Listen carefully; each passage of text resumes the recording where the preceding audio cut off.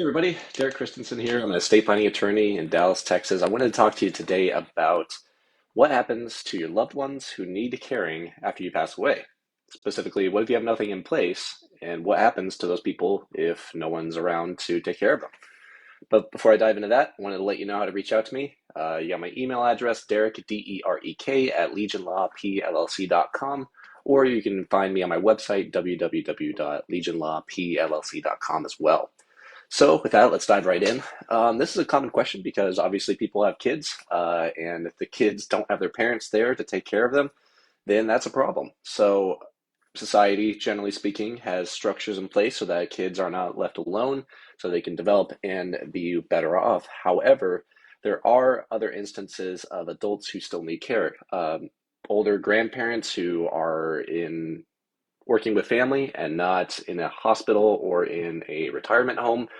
You have older children who have mental disabilities or physical disabilities that the parents still care for beyond the minor age, and many, many other circumstances. These are all people who fall under this category of dependents who may get affected after somebody passes away.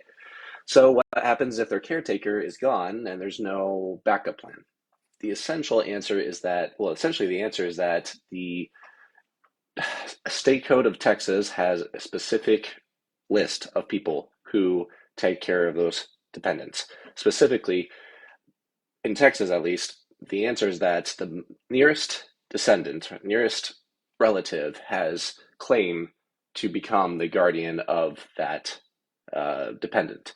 So if I were to pass away tomorrow and my wife had already passed away before me and I had kids, then my brothers and sisters have claim over or can serve as guardians of my children.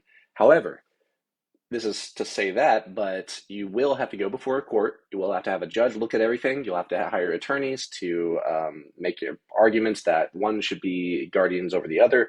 And even if everybody got along, it still is a whole big hullabaloo. It's a big bunch of problems to deal with. So at the end of the day, it is still going to be messy, even if everybody gets along. And it is still a concern because at the end of the day, sometimes your siblings are, some are better and some are worse, to say it nicely, at being parents. I personally probably would be a bad sibling to be parents over my siblings' children, my nieces and nephews. However, I know of one of my siblings who's a fantastic parent. I think they'd be amazing, and I would definitely defer to them, but a court may not defer to them. A court may say, under certain circumstances, the bad parent or the bad sibling is going to be over the children rather than the good sibling. So that is a concern there because you have these default laws to protect you, technically speaking, but the good parent is not always the nearest sibling or the parents nearby or whatever person falls under the law that is written there.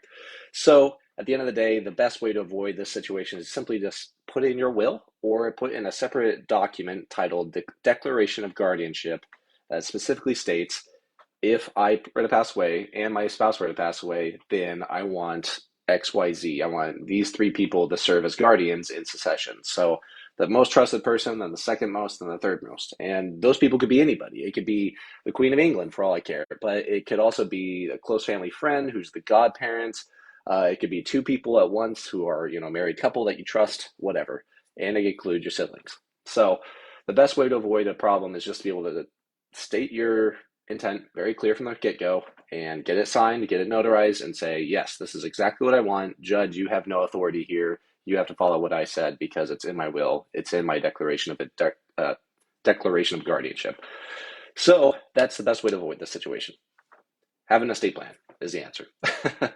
So I talk with people about this stuff all the time. It's a very important question for a lot of people, especially with minor children, dependent adult children, stuff like that.